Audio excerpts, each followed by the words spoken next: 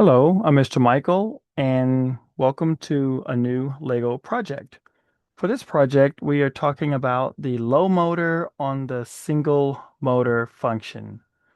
As you can see in the video, we have a pulse, and then we have a blink that happens for me, and it may not be coming through fully on the video. It's about every 10 seconds, you have a double red blink in there, and there it goes again. And inside a pulse, also on your screen, it will notify you that you have a low indicated battery here.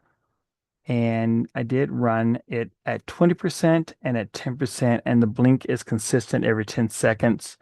And the motor battery shows in increments of 10%. So our next one would be down to zero, and I have not run a motor all the way out yet. These are really strong and long running batteries, and they've gone through a lot of testing as far as power, speed, and very rigorous. So I'll keep you in the loop on how the battery runs when it runs out, and wanted to just show you what it looks like when it is low, and your students can see that as well.